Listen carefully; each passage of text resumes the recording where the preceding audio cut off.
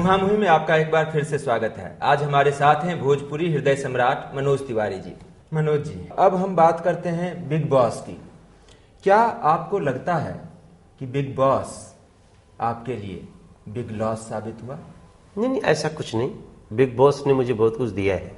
बड़े बेआबरू होकर तेरे कूचे से हम निकले मनोज तिवारी को बहुत कुछ बोलना पड़ा, नाराजगी जतानी पड़ी सलमान खान पर, अरबाज खान पर और तमाम उस सिस्टम पे। नहीं, देखिए दो चीज है जी। एक तो वो घर जो है ना मेंटली आपको ना डिस्टर्ब कर देता है तो निकलने के बाद की स्थिति कुछ एकदम हिली हुई रहती है। अच्छा। तो निकलने के बाद मैंने एक दो सवाल उठाए थे जो सारी दुनिया उठा रही है, जिसका result big boss 5th season में पड़ा कि वहां कोई भी अच्छा व्यक्ति जाने को तैयार नहीं हुआ। वो वही सब था जो हम लोग महसूस किए। बाकी बिग बॉस का घर, उसमें एक चीज सही नहीं है, वो है वोटिंग सिस्टम कि वोट किसको आया, कौन गया। तो इस मुद्दे पे किसी बड़े व्यक्ति को, बड़े नाम को बेइज्जत किया जा सकता है कि देखो तुमको तो जनता वोट नहीं, तुमको चाहती नहीं है। बिल्कुल, ये बिग बॉस करता है। लेकिन बाकी चीजें बिग और बॉस जब आपने इस पर प्रोटेस्ट किया या आपने आवाज उठाई तो अरबाज खान ने जो है आपके बारे में बहुत ही एक, मुझे लगता है कि गलत किस्म का बयान दिया। वो मैं आपको दिखाता हूँ क्या था। Who is Manoj Tiwari? Why do I even react to what he is saying? How does it matter to me? Let him bark, I don't care.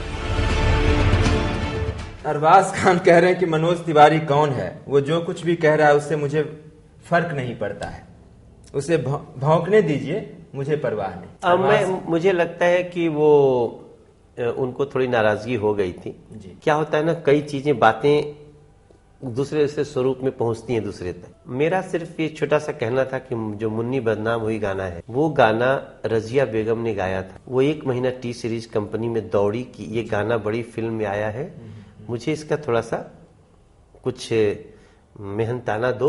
मेरा गाना है। और जब तक अरबाज भाई उसको देने को तैयार हुए तब तक वो मर गई। तो मेरा कहना ये था, अब आप लोग मेरे पास आ जाते हैं कि मनोज ये क्या है, मैंने कहा जी हाँ, ये गाना किसी तो अरबाज ने, आपको लगता है कि एक किस्म की बेईमानी की रजिया बेगम के साथ? हाँ, रजिया के साथ तो थोड़ा सा ठीक नहीं हुआ। उस समय चूंकि बातें फैल गई तो अरबाज भाई का रिएक्शन भी गुस्से में था। बाद में हमारी उनसे अच्छी बात हुई, हमारी कई बार फोन से बात हुई, उन्होंने मुझे फोन किया, एसएमएस किया, मैं बात करना चाहता हूँ, हमारी मुलाकात हुई। फिर उन्होंने दिया पैसा, बाद में 1.5 लाख रुपए उन्होंने उसके परिवार को दिया। लेकिन देर कर दी उन्होंने। मनोज जी, क्या क्या करते हैं आप गाना गाते हैं, अभिनय करते हैं, टीवी शोज को होस्ट करते हैं, क्रिकेट के टूर्नामेंट करवाते हैं, टीमें खरीदते हैं, स्टेडियम बनवाते हैं, सामाजिक आंदोलनों में हिस्सा लेते हैं, और तो और सियासत भी आप कुछ कम नहीं करते। ये सियासत का चस्का आपको कैसे लग गया? अमर सिंह जी ने लगा दिया। अमर सिंह जी और जी आग में घी का काम किया अनिल अंबानी जी ने। जी। तो अनिल भैया से, अनिल अंबानी जी से मेरी अमर सिंह से मार्फत मुलाकात हुई। जी जी। वो बहुत स्नेह देते हैं मुझे लोग। जी जी। अमिताभ बच्चन जी, वो अमिताभ बच्चन जी नहीं जी। वो, लेकिन वो स्पष्ट नहीं माना कि इससे हम अमिताभ बच्चन जी, अमर सिंह जी और अनिल अंबानी जी बैठे हैं जी। तो अमर सिंह जी बोले कि हाँ तुम चुनाव लड़ रहे हो। तो मैं अमित जी को देखता था, तो अमित जी जैसे देखता था अमित जी उधर देखने लगते थे। और जब वो लोग कहीं तो वो बचपन से बच्चन बोले हाँ लड़ना चाहिए, तुम्हें लड़ना चाहिए। तो वो अमिताभ बच्चन जी तो बड़ा एक दोस्ताना व्यवहार होता था जी। और मैं इतने बड़े बड़े लोगों के बीच में बैठा था, मनोज तिवारी गांव का आदमी, तो मैं कभी सोचा ही नहीं था कभी अमिताभ बच्चन से परिचय होगा। अनिल अंबानी मेरे साथ, हम लोग एक रिलायंस के बिल के लिए झगड़ा कर देते हैं, पता चला अनिल अंबानी के साथ खाना खा रहे हैं जी। तो मैं बह गया जी। मैं ना नहीं कर पाया, वरना सियासत की क्या बोलते हैं, कौन सा आपने पढ़ा क्या? चस्का नहीं था। चस्का नहीं था, न है। नहीं, अमर सिंह जी का तो काम ही था फिल्मी सितारों को सियासत का चस्का लगाना। भले आपको चस्का शब्द पे एतराज है, लेकिन उनका ये काम ही था। बात अमर सिंह जी की हुई है तो मैं आपको 29 जनवरी 2009 का एक वीडियो दिखाता हूं।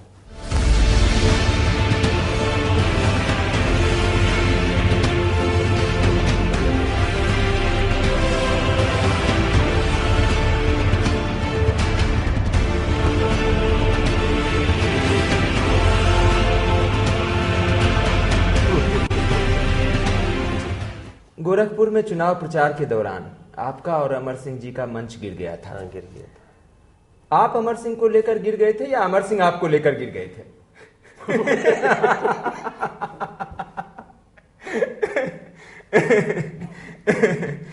क्या हुआ था? मंच हम दोनों को लेके गिर गया था। हम एक दूसरे को लेके नहीं गिरे थे। बड़ा खतरनाक प्रश्न है भाई। देखिए, मैं अमर सिंह जी का ना बहुत इज्जत करती हूँ। आज वो चुनाव लड़ रहे हैं, अपनी पार्टी बना ली है, मैं उस पार्टी के साथ नहीं हूँ, लेकिन अमर सिंह जी अगर बुलाएंगे ना तो मैं आज भी जाऊंगा, क्योंकि वो इंसान बहुत प्यारा है यार, और वो दोस्तों का दोस्त है। लेकिन अमर सिंह की शिकायत यह है कि दोस्त उसके दोस्त नहीं रहे जब उसके लिए विपत्ति की घड़ी आई। ये भी सच है कि दोस्त उनके विपत्ति में साथ नहीं आए, लेकिन अमर भैया, अमर सिंह जी को अगर उन्होंने किसी के लिए कुछ कर दिया तो उससे इतना एक्सपेक्ट ही क्यों करना है कि हमने आपको बनाया। अमर सिंह बोलते मैंने आपको बनाया, अब मैं बिगड़ रहा हूं तो तुम भी बिगड़ जाओ, इसके लिए तो नहीं बोल सकते किसी। तो मुझे लगता है कि उनकी एक्सपेक्टेशन कुछ ज्यादा है, बट वो इंसान बहुत अच्छा है। इसमें कहते कहते आपने बहुत बड़ी बात कह दी। आपके सियासी रुझान पर आपसे मैं पूछूंगा। इन दिनों आपके सियासी रुझान का कुछ पता नहीं चल पा रहा है। यूपी में आप मुलायम सिंह और अमर सिंह से अलग हो चुके हैं। झारखंड में आप बाबूलाल मरांडी के साथ एक दिन दिखाई देते हैं। बिहार में आप बीजेपी के साथ खड़े दिखाई देते हैं। आपने लालू यादव के बेटे तेजस्वी को अपनी जमशेदपुर टीम के लिए खरीद लिया है। आपका अगला कदम सियासत। तेजस्वी वाला राजनीतिक नहीं था। तेजस्वी वाला ये राजनीतिक नहीं था। तेजस्वी क्रिकेटर है जी, वो अच्छा प्लेयर है, लालू जी का बेटा है जी जी जी। तो उसको हमने टीम में खरीदा। ठीक है, तो मैं ये समझना चाह रहा हूं कि आपका अगला जो सियासी कदम है वो किस पार्टी में पड़ने वाला है। झारखंड विकास मोर्चा होगा, बीजेपी होगी, लालू यादव की आरजेडी होगी, या जनता दल यूनाइटेड होगा, या कोई और पार्टी होगी? मनोज जी, अब हम आपसे कुछ ऐसे सवाल पूछेंगे जिनके जवाब आपको सिर्फ हाँ या नहीं देंगे, क्योंकि आपको पता है कि कुछ सवाल केवल हाँ या ना, जी, बीच का रास्ता नहीं। आप पूछेंगे आप चोर हैं तो हम बोले हाँ या ना। नहीं, ऐसे नहीं पूछूंगा।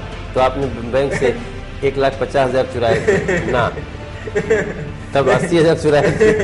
नहीं, ऐसे सवाल नहीं होंगे, लेकिन सवाल ऐसे होंगे जिसको आपको हाँ या नहीं में ही जवाब देना। चलिए पूछिए। जी, क्या आपका मन किसी एक काम में नहीं लगता है? हाँ। आपको कई नावों की सवारी एक साथ करने में बहुत मजा आता है। ये कोई मतलब हुआ इसका? आपका पिछला सवाल भी मैं फ्रस्ट्रेशन में उत्तर दिया, सब में ना चुप रह जाने लायक है दोनों सवाल में। लास्ट के सवाल क्या किए? क्या आपको एक साथ कई नावों की सवारी करने में मजा आता है? क्या बिग बॉस में सब कुछ पहले से फिक्स होता है? क्या बिग बॉस में बंटी चोर और सन्नी लियोन जैसे कैरेक्टर्स को शामिल करके समाज में गलत मैसेज जाता है? क्या बिग बॉस में अपनी निजी जिंदगी के कुछ राज खोलने के लिए आपको कुछ एक्स्ट्रा पैसे दिए गए थे? क्या आपको लगता है कि बिग बॉस में शामिल होने के लिए कुछ प्रतिभागी उसको अपनी तरफ से पैसे देते हैं? मनोज जी, आप किसी का भी भविष्य बता सकते हैं या सिर्फ खूबसूरत कन्याओं की हस्तरेखाएं देखने में आपको आनंद आता है? एक आपने गाया था, झारखंड के सड़कन पर बवाल हो गई। मैं वो सुनना चाहता था एक्चुअली। अरे ऐसन दिहलू पप्पी गलिया लाल हो गई, ऐसन दिहलू पप्पी, ऐसन दिहलू पप्पी गलिया लाल हो गए, झारखंड के सड़कन पर बवाल हो गए।